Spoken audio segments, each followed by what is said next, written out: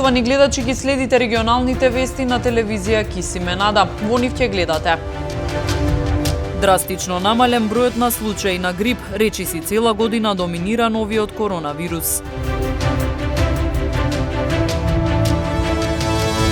Колку децата знаат кои се опасностите на социјалните мрежи, психолозите советуваат децата да се едуцираат на оваа тема. Корупцијата е зголемена во споредба со периодот пред 10 години, резултати од истражувањето спроведено во 5 општини во земјава.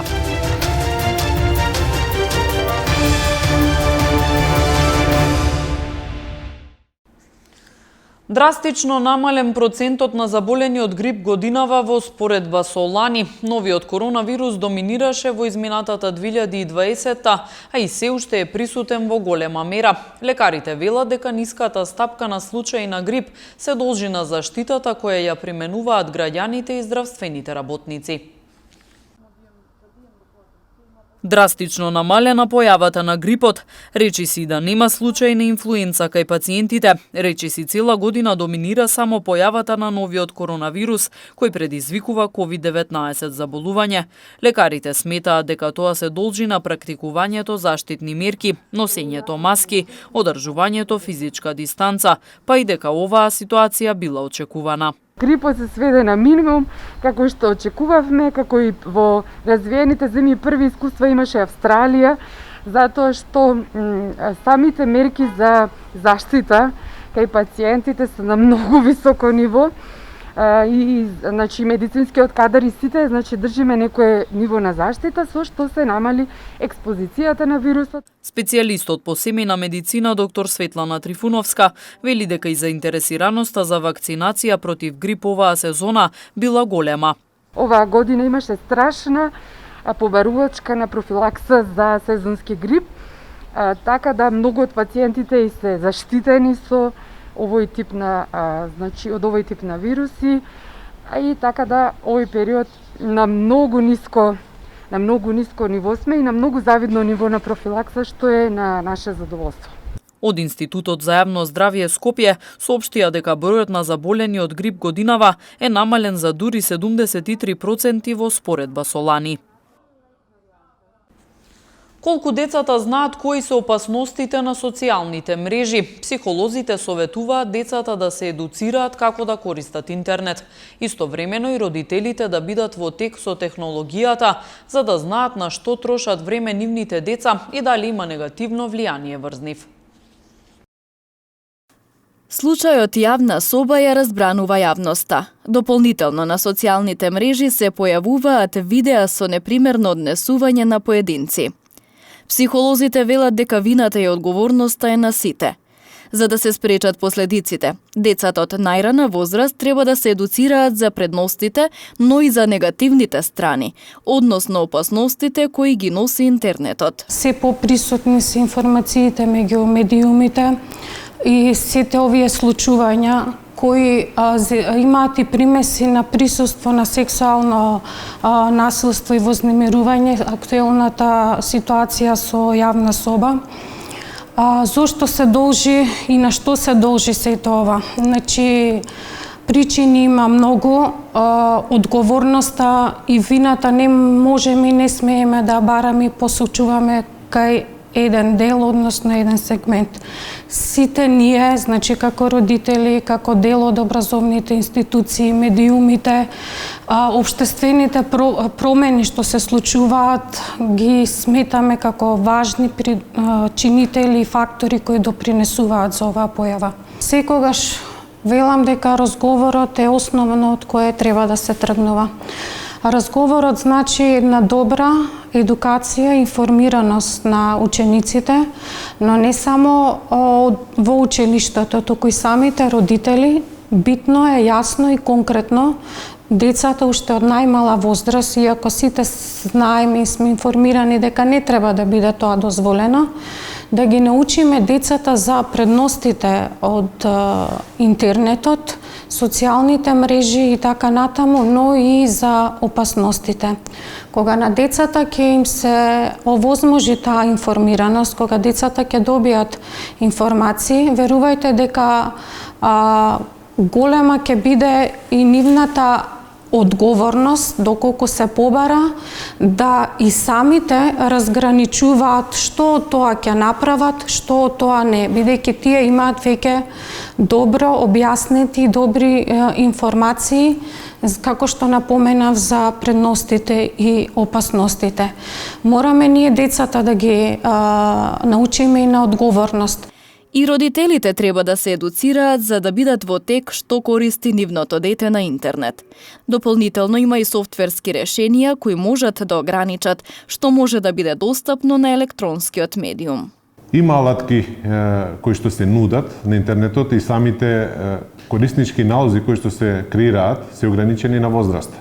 Но тука децата никој не ги спречува да се презентираат како повозрастни и секако да го креираат тој акаунт. Понатаму има софтверски решенија кои што се нудат за да се спречат активности, како што се филтри на несоодветни зборови. Понатаму филтри на несоодветни страници кои што се рангирани како несоодветни. Секоја страница има своји тагови, односно обележја, каде што мора како телевизиските емисии да биде обележена дали е соодветна за соодветна возраст. Така да и самите интернет страници, самите содржини, самите игри имаат предзнак за која публика се наменети. Но тоа никој не го контролира во однос на употребата. Бидејќи детето кога ќе се вклучи на интернет, да, ќе прочита дека е 13+, иако нема 13 години, играта е интересна, но содржините кои што ги нуди, опасностите кои што се позади играта, детето не е умешно да ги види, бидејќи не е едуцирано и не е во психолошки развој и образовано за да тоа ги предвиди работите кои што можат да се случат. Исто така и родителите треба да се едуцираат, зошто? Затоа што родителот за да ги знае работите кои што се случуваат во самите игри треба да бидат дел од играта. Повеќе на оваа тема ќе може да погледнете во емисијата Растеме, која ќе се емитува утре во 21 часот. Корупцијата е зголемена во споредба со периодот пред 10 години, а граѓаните не ги пријавуваат случаите затоа што немаат доверба во институциите. Ова се резултатите од истражувањето на тема корупција, спроведено во 5 општини во земјава, кои беа презентирани денес во Гостивар. Пораст на корупцијата, непријавување на случаите поради недоверба во институциите, судството, здравството и полицијата како области со најмногу коруптивни дејства. Ова го покажало истражувањето спроведено во 5 општини во земјава, меѓу кои и Гостивар. Вкупно биле офатени околу 600 испитаници од различни возрасти и националности. Резултатите денес беа презентирани пред јавноста на јавна дебата во Гостивар. Резултатите покажуваат дека постои перцепција, бидејќи најголем дел од прашањата беа врзани за перцепцијата на граѓаните, дека постои перцепција за зголемен интензитет, за честеност на корупцијата, и тоа во последните 10 години, дека најголем дел од граѓаните не сметаат дека треба да пријавуваат корупција, најмногу поради тоа што довербата во институциите на системот е ниска. Не е толку прашање дали знаат каде да пријават, туку прашањето е повеќе дали веруваат дека нешто ќе биде направено. Едната работа е што не сметаат дека институциите ќе постапуваат според она што е нивен мандат, а втората причина е што се плашат и од одмазда. Извештајот го подготви Асоциацијата за демократски иницијативи од Гостивар, од каде нагласуваат дека корупцијата досега како проблем недоволно се анализирала на локално ниво, што било и причина да го спроведат истражувањето. Имаме многу индекси на корупција, имаме многу анализи за перцепција на корупцијата на централно ниво, но за локално ниво малку се работело и сакавме да поттикнеме на се дебата за овие резултати, но и да им укажеме на релевантните институции која е состојбата со корупцијата на локално ниво. Проектот се реализира во склоп на програмата на УСАИД за граѓанско учество, каде што Асоциацијата за демократски иницијативи е дел на овој проект веќе од формирање од пред 4-5 години и ќе настојуваме и понатаму да се ангажираме во борба против корупцијата на локално ниво. На дебатата учествуваше и градоначалникот Арбен Таравари. Тој потенцира дека за да се надмине проблемот со корупцијата во земјава, треба пред се да се деполитизираат и професионализираат институциите. Податоците од истражувањето покажуваат дека граѓаните имаат најредовни контакти со институции во областа на здравството и полицијата, па според ова, најголемиот дел од испитаниците рекле дека мито им било побарано од институција во областа на здравството, следна е полицијата, па потоа судството. Митото во здравството најчесто е барано во врска со операција, во неколку случаи и лечење, додека митото од полиција е во врска со казна или со обраќање на несреќа. Музичарите се уште едни во низата најпогодени групи од пандемијата со COVID-19. Од самиот почеток на COVID-кризата, нивните настапи се забранети, се соочуваат со финансиски загуби, но се надеваат дека состојбата во скоро време ќе се подобри. Речиси една година музичарите немаат настапи. Со појавата на пандемијата нивната работа згасна. Рестриктивните мерки уште од самиот почеток на COVID-кризата ги опфаќаа и нивните активности. Рестораните работат со ограничувања и забрана за ангажирање на музичари.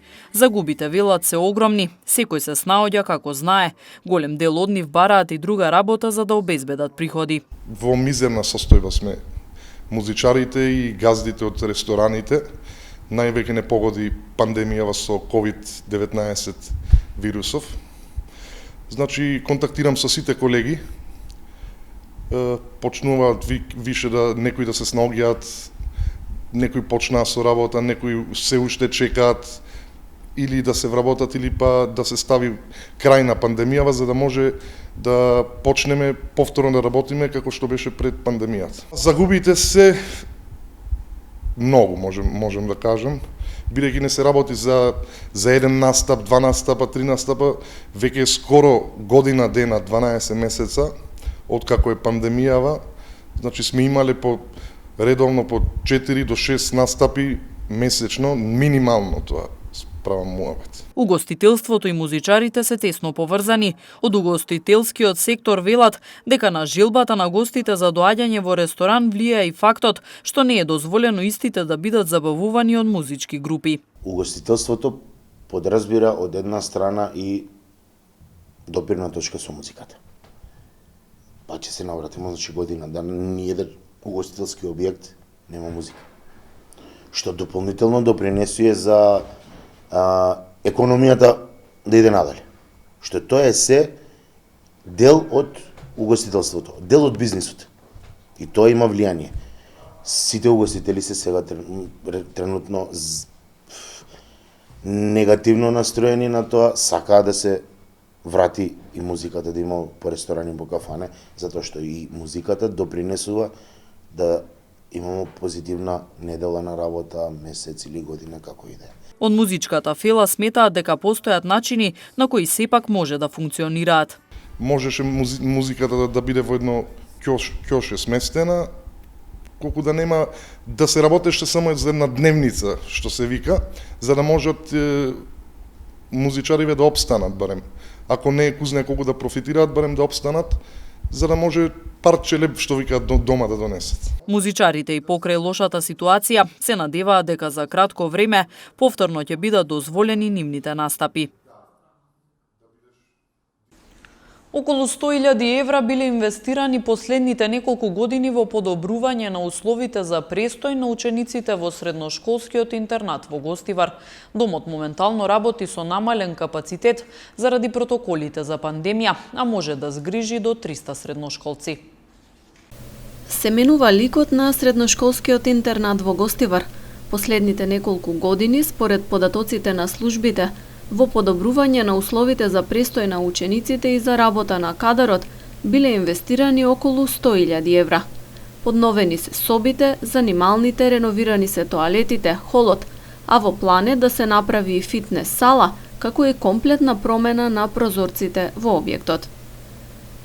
Постојано сме инвестирали, почнувајќи од канцелариите за подобро работење на вработените, мензата, собите на учениците, две нови занимални и во машкиот и во женскиот дел, сала за пинг-понг, че настојуваме натаму како фитнес клуб да правиме.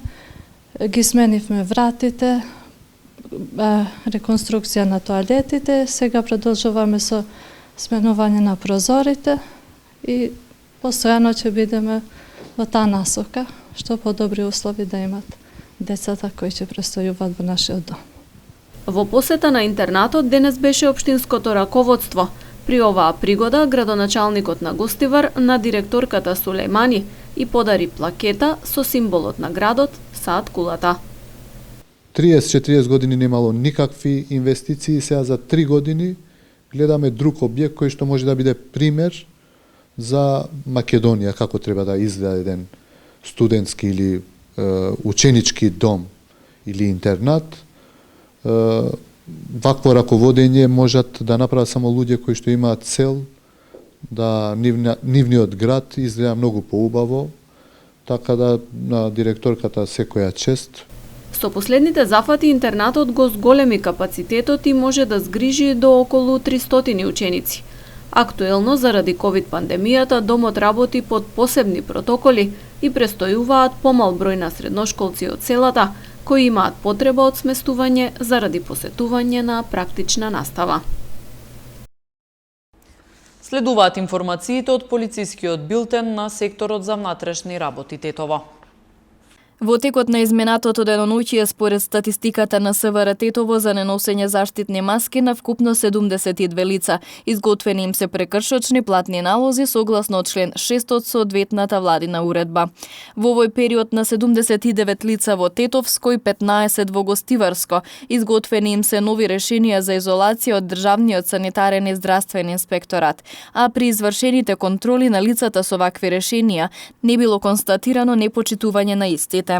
Вчера на улица Иво Лола Рибар во Тетово, полициски службеници на СВР Тетово привеле 46 годишен тетовец, затоа што се однесувал агресивно кон полициски службеници кои извршувале службени дејствија. Тој бил задржан во полициската станица Тетово и по документирање на случајот ќе му биде изготвен соодветен поднесок. Вработен во казнено-поправната установа затвори Дризова, вчера во СВР Тетово пријавил дека во кругот на установата било пронајдено најлонско ќесе со марихуана. Ќесето е подигнато за вештачење и се преземаат мерки за целосно расчистување на случајот. Во рамките на континуираните сообраќајно-контролни активности кои со несмален интензитет и овој месец се спроведуваат на поширокото тетовско подрачје, вчера биле откриени и санкционирани 39 различни видови прекршоци.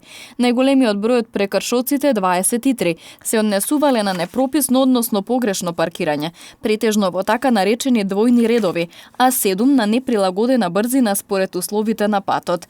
Покрај ова биле санкционирани и 2 лица кои управувале без положен возачки испит, како и други прекршоци, а времено било одземено и еднопатничко моторно возило поради истечена регистрација повеќе од 6 месеци, информираат од СВР Тетово.